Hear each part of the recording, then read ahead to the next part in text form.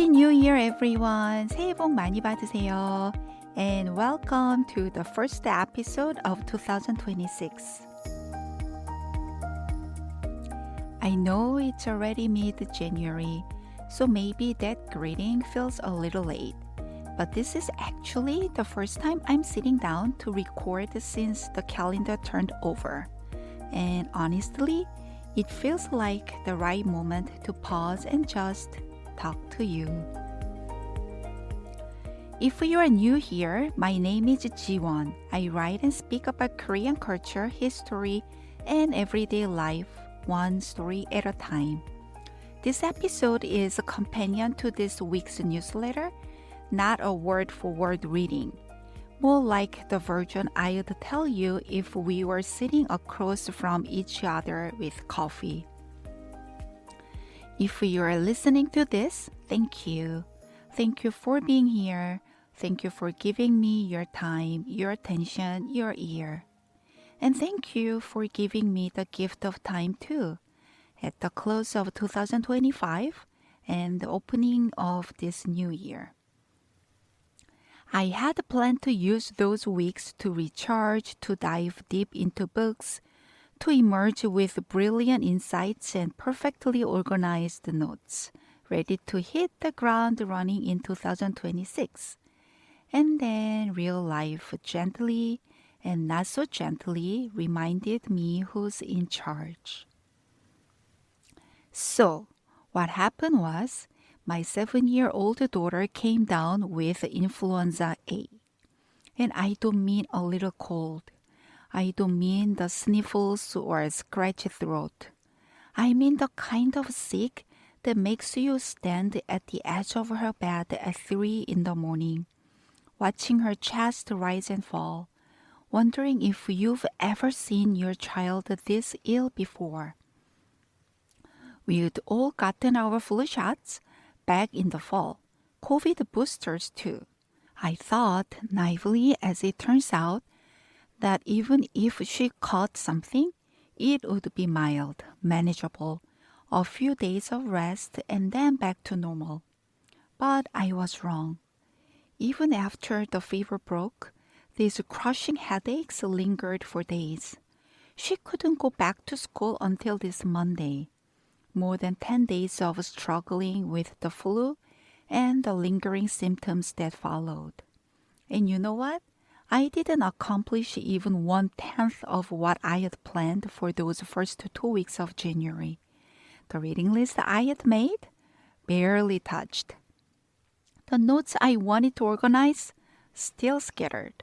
The brilliant insights? Well, they are coming, but not in the way I expected. Instead, I sat with my daughter. I brought her water, smoothies, soup, anything she could keep down. I monitored her temperature every few hours. We read books together, lots of them, her head resting against my shoulder. We watched movies. I stayed present while she recovered.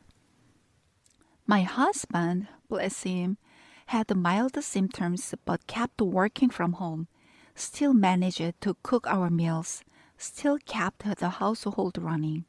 I'm grateful we could tag team it and we survived. But here's the thing. Even as I sat in that quiet, dim room with my daughter, my mind kept wandering to the streets outside, to the news on my phone, to the protests happening across Seattle, across the country, to the protests I couldn't join. There was another reason my heart felt heavy those weeks, beyond worrying about my daughter's health. I couldn't join the protests. Here in Seattle and in cities across the country, people have been taking to the streets. Thousands of people opposing aggressive immigration enforcement, demanding accountability, mourning. You've probably heard about what happened in Minneapolis. Renee Nicole Good, a 37-year-old woman, a mother of 3, and an award-winning poet, a U.S. citizen, was shot and killed by an ICE agent on January 7th. She was in her car near her home. Video footage shows ICE agents giving her conflict comments. One told her to leave. Another ordered her to exit the vehicle. As she tried to drive away, an agent opened fire. 3 shots. She died. Federal officials, including DHS Secretary Kristi Noem, described her action as domestic terrorism. They said she tried to run over an officer, but multiple news organizations, including the New York Times, the Washington Post, and others, analyzed the video. They found that Renee Good was steering away from the officer. The mayor of Minneapolis, after watching the footage, called the federal count bullshit. That's a direct quote. This wasn't the only shooting. In Portland, a Border Patrol agent shot and wounded 2 people during a vehicle stop. Authorities framed it as self-defense. Local reporting shows it's disputed. Since September 2025, this was the 9th time ICE agents had opened fire on people. The 9th time. Renee Nicole Good was the 5th person to die during federal deportation operations. Over one weekend, more than 1,000 vigils and demonstrations were planned across the United States. ICE out for good, they were called. Here in Seattle, an estimated 6,500 people gathered at Carl Anderson Park. Signs reading, "Say her name, Renee Good." Candles lit along the waterfront. People standing together, demanding, "How did we get here?" And that's the question I couldn't shake. How did America become a place where common sense no longer applies? Where cruelty can pass as a policy? Where asking for accountability feels like shouting in the void? I wanted to be out there. I wanted to add my body to the numbers, my voice to the chorus. But my daughter was upstairs, feverish and aching, and I had to stay home. So I asked myself, what can I do from here? What can I contribute that matters, even if I cannot physically be in the streets? And that's where my mind went somewhere unexpected. I started thinking about Korea, specifically about how Korean society grapples with diversity and inclusion, about immigration, multiculturalism, xenophobia, and I thought, what if I wrote about them? I'll be honest, my first reaction was resistance. When I committed to writing about Korean democracy and resistance movements, I felt proud. There was so much to celebrate. The courage of students facing down tanks in Gwangju, the candlelight protests that brought down a corrupt president, stories of resilience, of ordinary people doing extraordinary things. But diversity, immigration, Korea's relationship with multiculturalism, that's messier. It's a more complicated story, one without easy heroes. There's less to brag about and plenty that makes me uncomfortable. Korea has a complicated relationship with foreigners, with mixed-race Koreans, with migrant workers, with refugees. There's the rhetoric of pure blood that still lingers in certain corners. There is the difficulty of gaining citizenship, even for people who were born and have lived there for decades.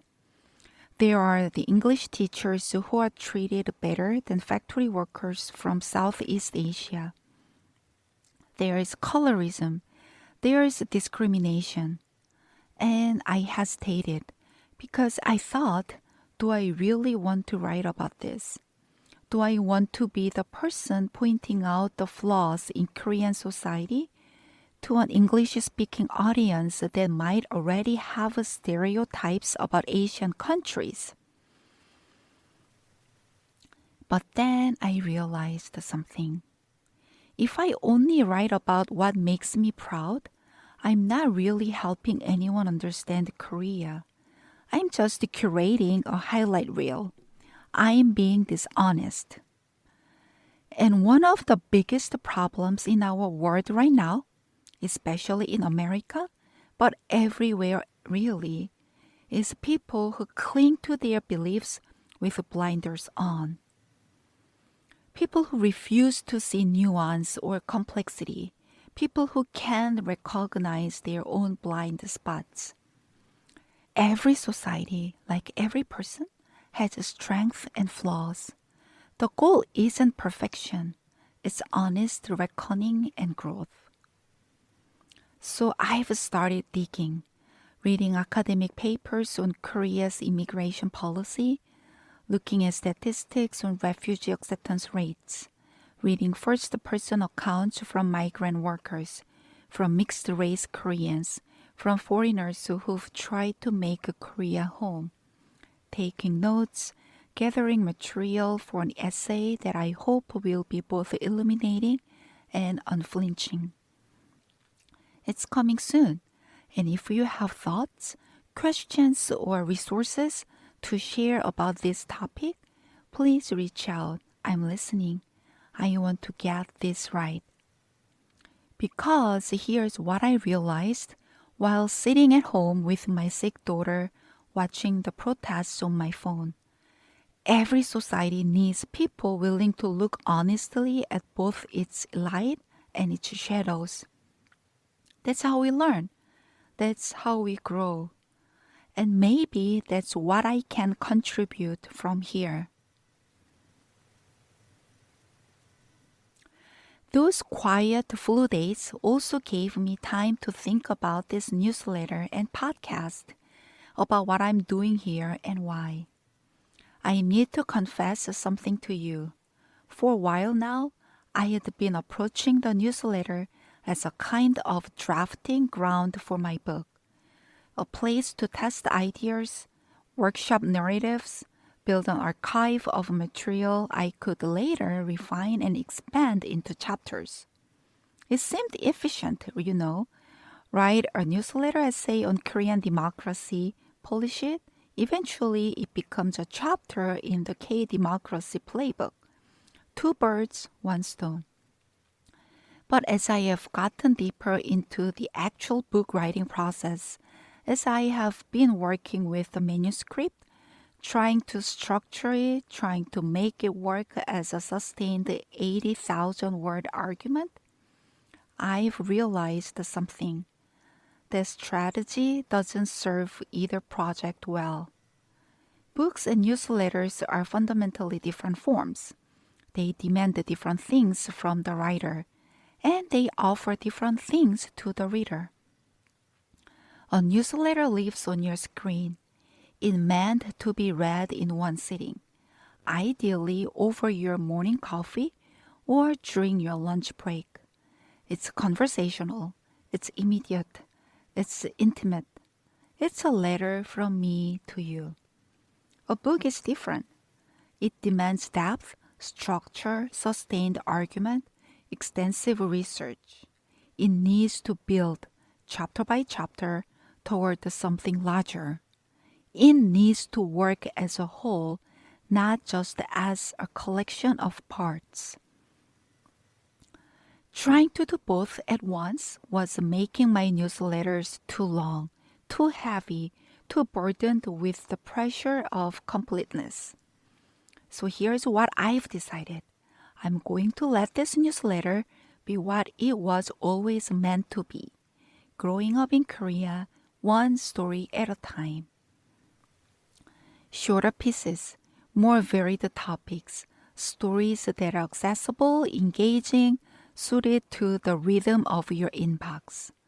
Things that help you understand what it's like to grow up in Korea, to live in Korean society, to navigate that world, but in a format that respects your time and attention. The book will be the book, a separate beast. It will get all the time, all the research, all the rigor it deserves. Think of it as tuning the instrument, not changing the song. The newsletter is still about Korean society, culture, history. But now it can breathe. It can be lighter, more varied, more fun. And I think that's going to make it better for both of us. Which brings me to what I'm working on for next Thursday. I'm writing about Korean caregiving culture, specifically what it's like when a child gets sick. Caring for my daughter reminded me that in Korea, illness and caregiving aren't just biological events. They are deeply social and cultural phenomena.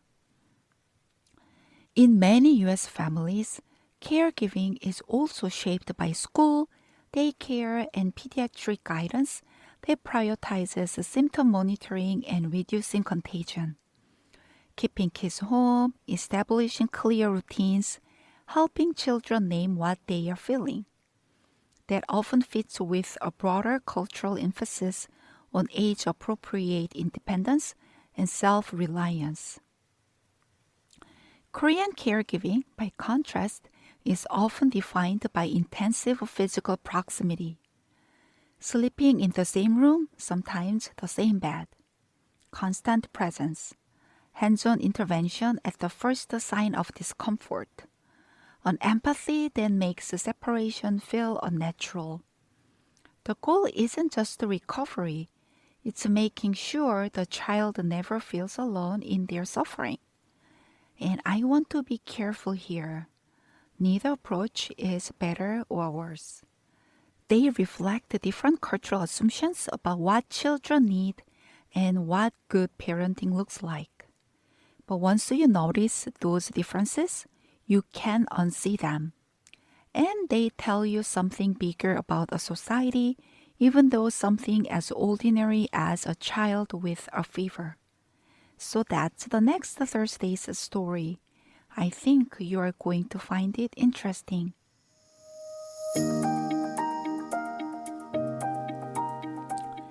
Before I wrap up, I have to tell you about a small moment of magic that happened during my trip to Korea over the break.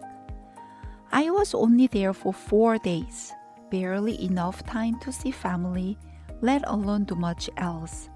But I made sure to carve out some time to meet with Ji-hyun, my collaborator on this newsletter and other projects. If you've been reading for a while, you know Ji-hyun. She is the webtoon artist and university professor with a history background, who co-authored essays with me, who brings such insight to Korean history and culture. We talked about our work, our plans, and she gave me a crash course in using Obsidian for creative projects. If you're not familiar with Obsidian, it's this note-taking and knowledge management system that lets you create links between ideas, build networks of thoughts. Ji-hyun was so patient, so thorough, walking me through her setup. And honestly, it's already changing how I organize my ideas. I can see connections I couldn't see before. But here is the magical part. Right in the middle of our coffee, sitting there in Seoul, I got an email on my phone from FeedSpot. Some of you might remember that last year, I started this podcast. It began as an experiment. I had all this research material that didn't fit into my newsletter essays. I hated to waste it. So I thought, what if I use Notebook LM to generate AI audio episodes? Quick and easy, right? A way to recycle unused work. Except it turned out to be way more involved than I expected. I had to generate an episode, listen to it, find the things that didn't sound right, revise the source material, regenerate, listen again, over and over. Eventually, I realized if I'm putting in this much care, if I'm spending this much time getting it right, I should just write the script myself and speak in my own voice. So that's what I started doing. I'm recording episodes myself now, including this one you are listening to. But those early AI-generated episodes, they are still out there, still being discovered and listened to. And that's what the FeedSpot email was about. They had ranked my podcast number 2 among AI-generated podcasts and number 30 among Notebook LM-generated podcasts. People are still finding those early experiments, still listening. It felt like such a perfect reminder. Keep making things. Keep putting your work into the world. You never know who will find it, when they will find it, or what it will mean to them. Someone, somewhere will find it, and maybe it will matter to them.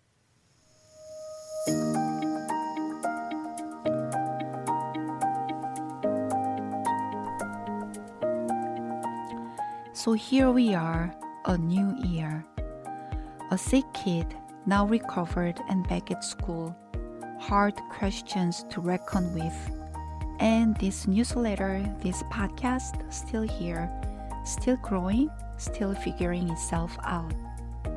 Thank you for being part of this journey. Thank you for reading, for listening, for commenting, for asking questions, for offering your insights and challenges. You've shaped this project in ways I couldn't have anticipated. Every email you send, every comment you leave, every time you share an episode or forward a newsletter to a friend, it matters. It keeps me going. I'll be here every Thursday morning sharing what I'm learning about Korean history, culture, and society. The good, the bad, and the lessons we can take from both.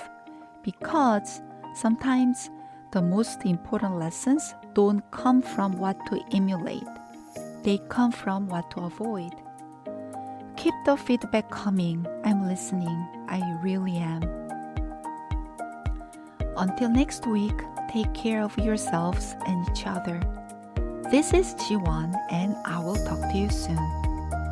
오늘도 들어주셔서 감사합니다. 다음 주에 만나요.